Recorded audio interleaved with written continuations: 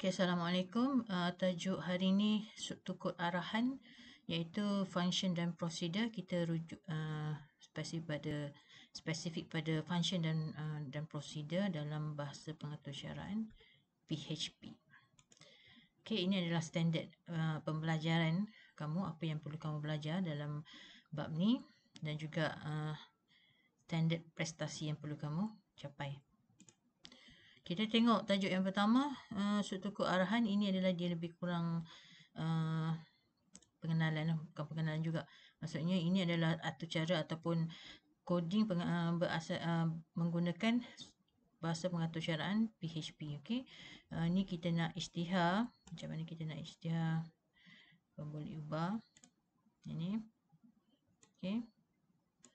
Ini kamu ingatlah, untuk boleh ubah dalam PHP kita mesti mulakan dengan tanda ringgit. Okay, kemudian dia masukkan terus nilai 5. So bila kita run atur cara ni, dia akan cetak ni lah. So dia akan keluar outputnya ialah 9. Okay, 9 je keluar. Okay, itu untuk pengenalan bagi atur cara PHP. Okay, macam bukan pengenalan jugalah, maksudnya kamu imbas semula. Okay, seterusnya kita tengok dia punya gambaran apa dia function dan prosedur. Okay, cara nak bina dia. Kita mulakan dengan perkataan function. Kemudian nama function. Okay, nama function ni boleh berubah-ubah lah. Okay, maksudnya kalau biasanya kita namakan nama function ni berdasarkan function ni dia buat apa. Okay, contohnya yang ni dia bagi contoh function yang ni dia hanya cetak. Okay, hari ini hari Ahad. Jadi bila dia panggil function ni hari ini, ni cara nak panggil dia. Bila nak panggil, kita hanya panggil nama function ni sahaja. Bila nak isytihar, kita kena mulakan dengan function, nama function. Lepas tu dalam bracket, curly bracket ni, ini adalah apa yang function ni akan buat. Okay, betul. Ini cara isytihar. Cara isytihar dia.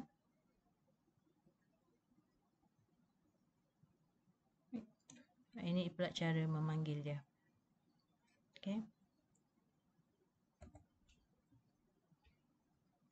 Ini dia tunjuk. Okay, tadi function tadi hanyalah dia panggil tanpa masukkan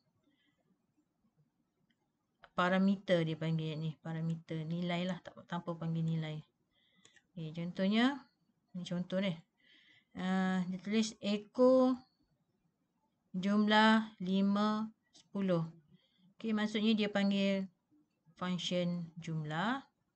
Kemudian dia hantar nilai 5 dan 10. Okay, function jumlah ni. Ni. So, 5 akan hantar kepada 61. 10 hantar kepada 62. So, bila dia buat return jumlah, maksudnya function ni akan memulangkan nilai. Okay. Ini dipanggil, kalau kamu ingat tadi, dia ada dua tadi kan? Function dan prosedur. Okay. Okay, yang ini function. Kalau kamu tengok tadi yang sebelum ni,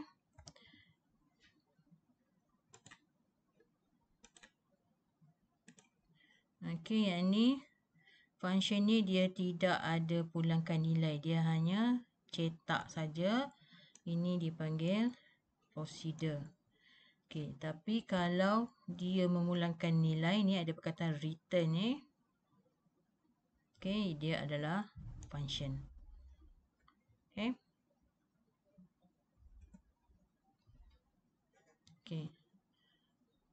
Ini kita tengok fungsi struktur berikut dalam cara.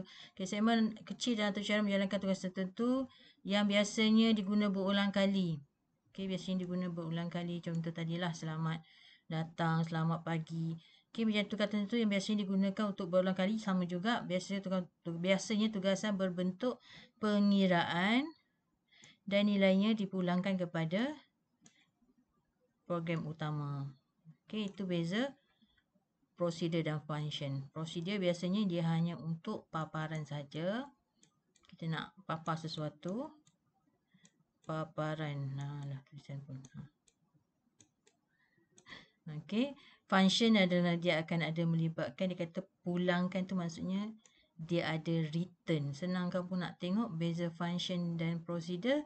Dalam function dia ada perkataan return. Okey, dia ada return.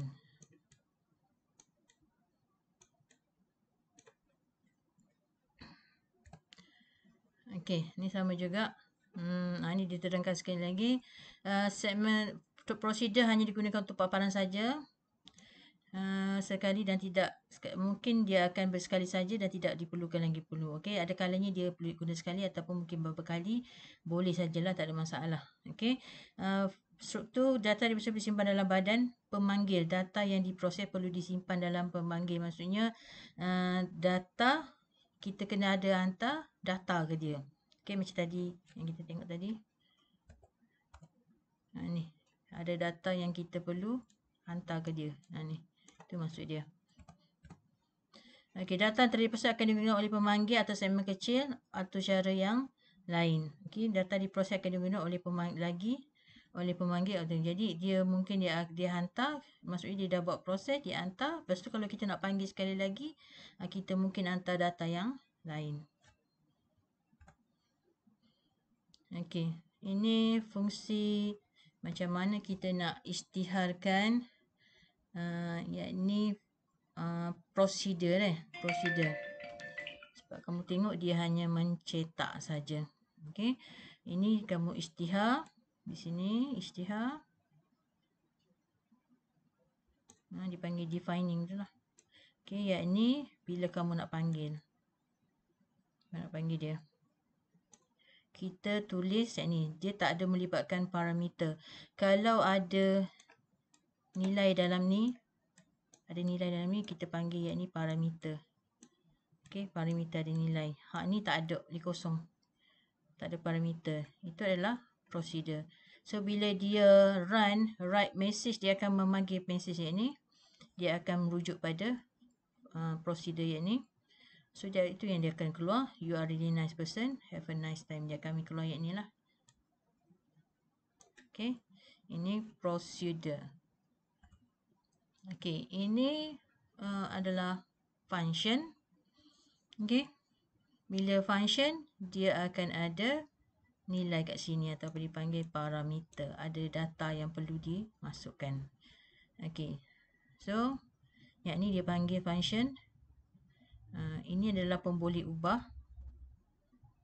Okey. Ini adalah dia memanggil function tersebut.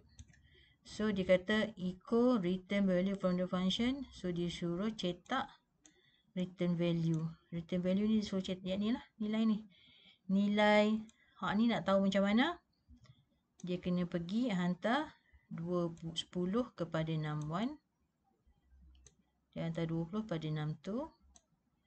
So, sekarang dah ada nilai ni. 61, 62 ni. So, sum dia adalah, dia punya 10 tambah 20 jadi 30. So, sum ni nilainya adalah 30. So, dia kata return sum. So, dia akan hantar semula ke sini 30. So, result kamu akan nampak bawah tu lah 30. Tak nampak kat situ.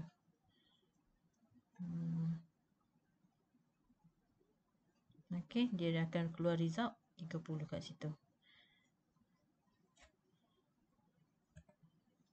Okey. Hak ni adalah dia panggil function built-in. Built-in ni maksudnya sudah ada dalam sistem. Kamu hanya gunakan terus. Okey, kamu gunakan terus. Okey, P ni ialah pi. Okey, P ialah pi. Okey, kalau kamu run program ni, kamu akan dapat result yang ni. Okey.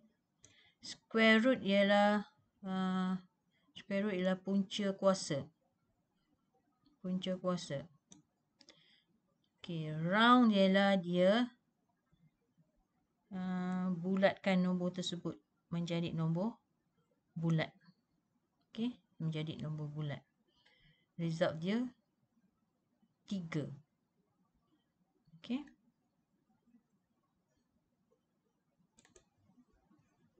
Okey.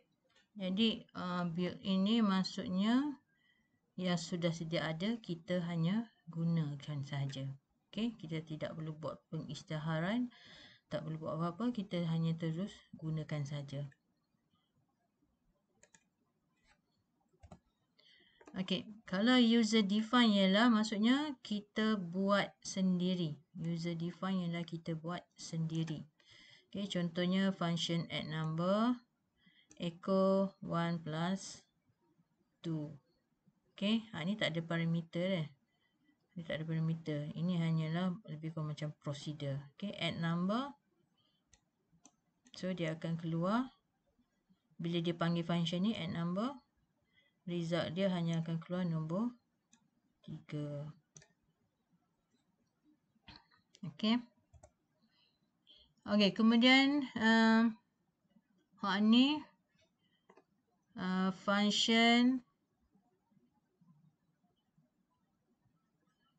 function ni dia ada antar parameter antar parameter. Okey, dia punya function namanya display name. Display name. Okey, dia ada menerima parameter jenis, kalau kamu tengok jenis string. Okey, ini function dia. Ni dia panggil. Okey, display name. So bila dipanggil display name, so dia akan pergi sebelah sini dan dia hantar nilai Martin Luther King ni, dia hantar ke sini. So dia akan keluar echo hello.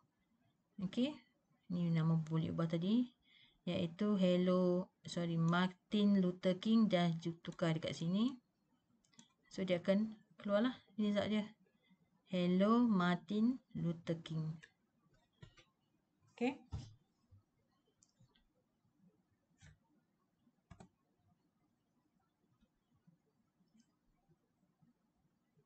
Okey, bagaimana kita nak menulis pernyataan function dan prosedur? Lebih kurang sama macam tadilah, macam mana nak isytiharkan dia. Okey, ni perkataan function mesti ada, tak kira itu adalah prosedur ataupun function, kamu kena mesti ada perkataan function ni, wajib ada. Okey, nama function. Okey, ni nama function tak ada parameter, maksudnya dia lebih, tugasannya lebih kepada hanya mencetak saja. Okey.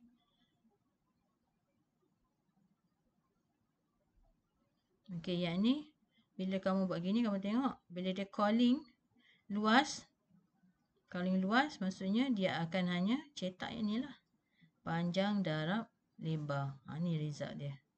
Dia tak ada buat apa-apa pengiraan, dia hanya buat cetakan sahaja. Okey, ini tadi function tanpa parameter. Faham deh?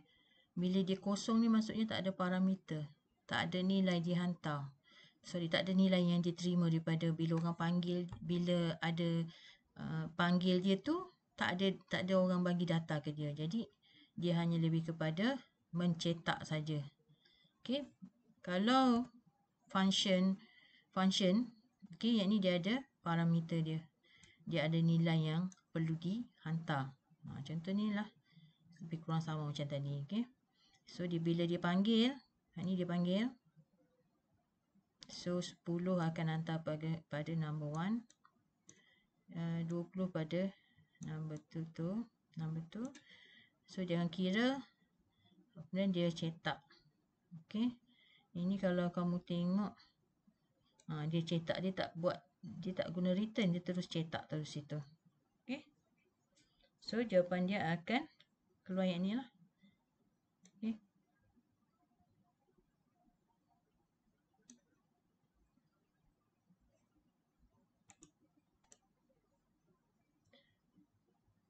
Okey, ini contoh function yang mudah.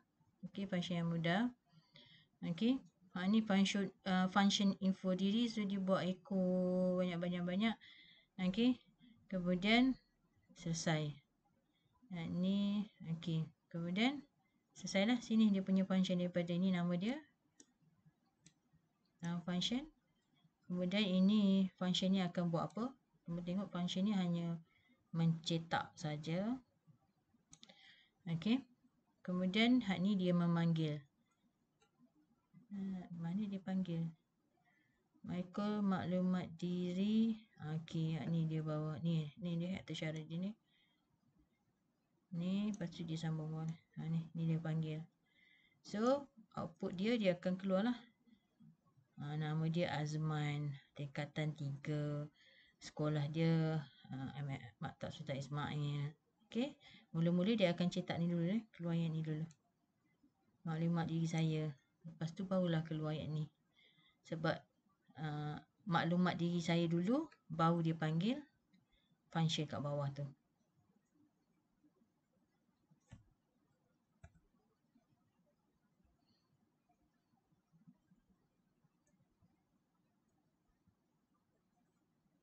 Okey, ini melibatkan function ada form, guna form. Okey. So dia ada input 1, ada 2, dia hantar. Okey. Ni function yang dia buat ni. Nama function tu ialah add function. Okey, 61, 62. Ini function dia define dulu ni, dia tak buat apa-apa lagi ni. So bila yang ni masuk, okey kamu tengok. So tadi nilai 1 akan hantar ke sini. Kalau kamu masuk 10, 10 dah masuk. Kalau masuk 30, 30 dah masuk. Okey, bergantung pada nilai yang dia masuk. So gitu. Return value sama dengan add function. So dia akan, yang di sini dia memanggil function lah. 1 dan 2. Ni, bagi 1, 2. Katalah tadi kamu masukkan yang ni 10. Ini 30. So dia akan hantar dekat sini dah. 10 dekat nombor 1. 30 dekat nombor 2. So dia akan kira lah 10 tambah 30. Dia akan pulangkan nilai 40. So result dia akan keluar sinilah. Return value ni jadi 40. So return value dia punya output dia. Output dia ni. So return value jadi 40.